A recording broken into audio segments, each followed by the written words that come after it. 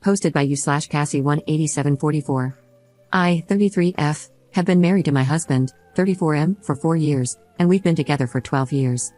After a lot of financial struggles, we bought a house, and we are now planning to have kids. The thing is, a few months ago, my husband fell sick and had to stay home for a while. He decided to pick up an online game and started having weekly sessions with a group of players. Among them is a girl, 30-ish F, and long story short, he fell in love with her. He broke down crying a month ago and admitted it. He told me it built up so gradually that he didn't understand how he felt until it was too late. They started texting privately after meeting and eventually had one-on-one calls together. At some point, he said, she told him she was in love with him, and he realized it was mutual. He said he told her it was impossible but loved her too. They tried to be just friends, but they couldn't resist and continued to show affection for each other but also ventured into dirty texting. She asked if she could meet him face to face, but he refused. So he told me all of this, apologized over and over again, and told me he couldn't control himself. While he loved us both, he said he would choose me no matter what. I was still very upset and slept at a friend's that night to gather my thoughts. I decided to forgive him because he clearly felt guilty and wanted to work it out. I told him that while I was deeply hurt, I still appreciated him coming forward and being honest about what happened. We had long conversations about how we were feeling in our relationship. I accepted that he could love someone else but said I didn't like how he handled it. He agreed with me. Then, yesterday, he asked if I was comfortable opening up the marriage to polyamory. He said he still wanted to live with me and have kids, but he can't erase or ignore the feelings he has for her. He says he wants to do it right and let us both see other people, with clear boundaries and communication, while still being present for one another. I'm going to be honest, it made me very uncomfortable at first. We have several friends who are poly, so I know more or less how it works, but I never really thought about getting into it myself. I am not against it, it just never crossed my mind before. I'm trying to think it through, but it's a lot to take in. Sorry, my writing is probably messy, but it's kind of hard to focus.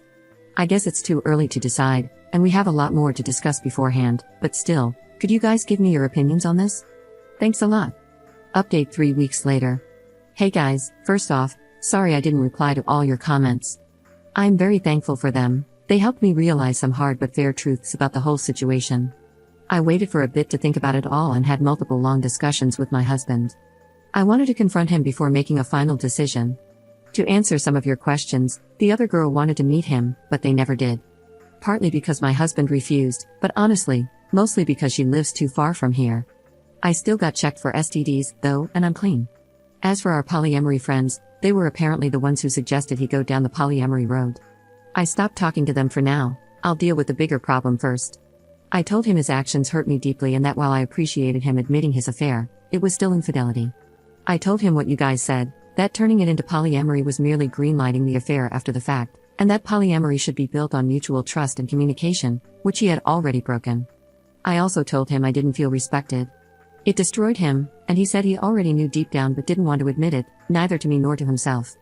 We both screamed and cried a lot. He finally admitted he wanted to open the marriage for selfish reasons. He is very sorry. He cut off contact with the other girl, gave me full access to his computer and phone, and now wants to go to counseling to repair our relationship and marriage. He has been showing me a lot of affection and attention since then, although he admits that sometimes it's out of guilt and not just pure love. And now I want to make it work too, but do I really? Or is it sunk cost fallacy? I don't know. Our first session is in 2 months, the earliest we could get, and every day I change my mind.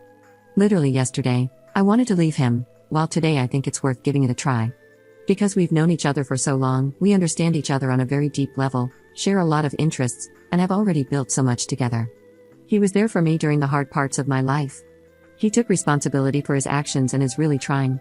Plus, if I leave him, I'd have to start my life nearly from scratch, find a new place to live, and go back into dating for the first time in 12 years. I don't want to lose everything. It sounds very hard and scary. Am I not too old for this? But at the same time, that's a form of denial, isn't it? It doesn't matter if those years were good, it's not going to be the same. Even if he gains my trust back, even if I forgive him, I'll never forget. I think he is genuinely remorseful, but isn't it too late for that? I am too empathetic. His being present now doesn't erase what was done. Do I want to stay not because I still believe in this relationship, but because I don't have the strength to ask for a divorce? Because it's the easy choice, some kind of codependency? I have no idea. I can picture both paths clearly, and it's tearing me apart. I am lost, maybe even more than I was when I wrote my previous post. I've lost sleep and appetite, and I'm not sure I enjoy anything in my life anymore. I booked an appointment with a psychologist, for me alone, to help with this whole thing. I am sorry, at this point, I am rambling. I know I am the only one who can decide what's okay and comfortable for me or not. It's ultimately my choice and my choice only. The emotional hell I am going through just makes thinking about that choice very hard and paralyzing. I'll go to both therapies and try to see what to do from here. Edit. A couple of things I should have mentioned but didn't, because putting all of this into writing without omitting something is much harder than I thought. He cut off contact with her because once he told her he was married and wanted us both, she just ran away and broke up with him. Since then, there are times when my husband starts feeling sad or angry because of what's basically withdrawal. He's smart and at least sensible enough not to blame me for that. What kind of marriage did we have before this crisis? It will sound so naive. It's my first and only romantic relationship. We were very close and basically grew as adults together. We could talk about anything and understand each other. We shared the same values and interests. What changed, I think, is that we got into a routine and he got bored. During our argument, he said he was addicted to the attention the girl was giving him and that he felt I didn't show him I was in love with him enough anymore. I told him that even if it was true, he should have told me instead of having an affair. On one hand, I have my faults too, and I could accept this as one of them. On the other hand, I was taking care of him and the house while he was sick. I don't think he believes it, and I don't think he means it. But it makes me wonder whether I was actually a good wife for him, even though I am not responsible for his actions. Thanks again for your support, everyone. It's a lot to process, but it helps me so much. Second update 3 months later. So, we are divorcing. A huge amount of things have happened over these last 3 months. I'll quickly summarize. So, my soon-to-be ex-husband had an emotional affair online and tried to make me greenlight it by asking for an open marriage, where we'd be allowed to have side adventures. I refused, and his affair partner dumped him. He begged me to try to reconcile with him, to which I agreed while I was actually trying to prepare my exit. We both went to individual therapy, still am. We separated temporarily 3 times, but every time I came back, it went terribly. He was desperate, he kept trying to cross my boundaries, love-bombing me, playing the victim, asking to touch me even though I established I didn't want to, and threatening to off himself if we were to divorce. I could go on and on. This made me finally realize, along with my therapist's help, a lot of self-reflection, and my exchanges on Reddit, that I was in an abusive relationship. Which is an important part, actually the most important part, of this update. Please look up definitions and examples of abuse, because I had no idea that what my husband had been doing all these years, even before the affair, counted as such. In his case, it was psychological abuse, manipulation, gaslighting, guilt-tripping, blame-shifting, and emotional blackmail. Nothing aggressive or mean. This turned me into a very submissive partner over the years, always catering to his needs while erasing mine. I rationalized everything. It happened subtly and gradually, and I was too naive to see it for what it was. His emotional affair and open marriage proposal were the natural continuation of that. Of course, the more I tried to get away from him, the more manipulative he got. Now that I was aware of it, I knew what he was doing, but fighting years of conditioning, even if you recognize it and succeed, is exhausting and disarming. So, earlier today, I brought a friend home to assist me. We sat down, the 3 of us, and I told my husband we were over and handed him the papers. It might sound dumb, but it's genuinely one of the hardest things I've ever done in my life.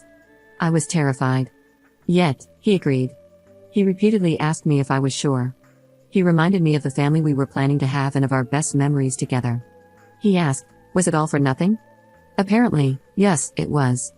He was heartbroken, clearly mad and frustrated, but still, he agreed. He signed them and went back to his parents for now. We still have to go through the whole procedure, separate our assets, decide what to do with the house, and all. He still wants us to go to marriage counseling. But right now, I feel free, for the first time in months. The last hours have been a mix of tears, celebration, and godly, restful sleep. I have to thank you guys again because my first Reddit post was the wake-up call I needed to eventually and finally get here. Better late than never, I guess. Thank you so much. Lots of love to you all. Third update 3 months later. My previous post should have been the final update. I wish, God, I wish. But no, of course not. Of course, it got worse, again. After my soon-to-be ex-husband signed the divorce papers, we went no contact, or at least, I tried to. He still sent me text messages, voice messages, and tried to call me multiple times. He even sent me a long letter full of statements such as, I'm concerned that your mental health is deteriorating. I believe you need antidepressants to help you feel like yourself again, or, your trauma is understandable, but it probably makes you want to punish me by making irrational decisions, like divorce, or I am afraid you are surrounding yourself with questionable influences that have bad agendas. Please let me help you see it through. He claimed that the crisis was just as hard for him as it was for me. People told me he was escalating and that I should protect myself. I should have listened immediately, but I didn't react soon enough. Then he came to our street. He arrived uninvited and pleaded with me to give him a second chance. He said he wanted to be there for me and for us, insisting that he didn't deserve any of this. I started to feel distressed. He saw that I was unwell and wanted to comfort me, so he hugged me. But I didn't want to be touched. I'm pretty sure I told him no. I think I screamed no multiple times, but my memory is fuzzy.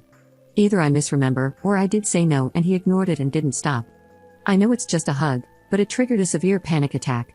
He called emergency services, telling them he was worried about me because I wasn't myself. I had to ask the paramedics to make him leave. After that, he told me he was there for me if I needed him, but he thought we needed space. He contacted half our social circle to inform them that I was unwell and needed support, our mutual friends, my colleagues, our neighbors, my physician. People reached out of the blue to ask if I was okay. I became paranoid, unsure of who to trust anymore. Close friends, my therapist, and people here helped me see things more clearly. My lawyer filed a restraining order against him, but unfortunately, it was refused. Not enough concrete evidence of a threat, apparently. I want to scream. We submitted a second request, which is currently being reviewed. In the meantime, I've moved into an apartment of my own. He doesn't know where I live. Hell, almost nobody does. I constantly wonder how he reacted when he found out. I'm still paying my half of the mortgage because nothing has been decided regarding our house yet. It's financially very hard for me, but I do feel safer. I am feeling much better, although I remain haunted by constant stress, sleep disorders, nightmares, nervous tics, random bursts of tears, and rushes of anxiety. My physician prescribed me sedatives. They do make it easier. I realize I'm isolating myself more and more. I try to fight it, but I'm really afraid that sensitive information could leak, even accidentally. I've started reaching out to my closest friends again, as much as I can. I'm trying to come back here on Reddit. I keep going to therapy. It's necessary. Because one part of me, the part he cultivated for so long, urges me to stop all of this, to go back to the house, cancel the restraining order, cancel the divorce, call him, apologize, and repair our relationship. It would be insane. I am not going to do that. I do not listen to that little voice. I don't, but when your defenses are attacked over and over again, it becomes incredibly hard to reason properly. I can't wait for the divorce to be over. I just want to move on. I want all of this to be behind me. I'm sorry this is bleak. I wish I had left sooner. I just hope this can help someone, anyone.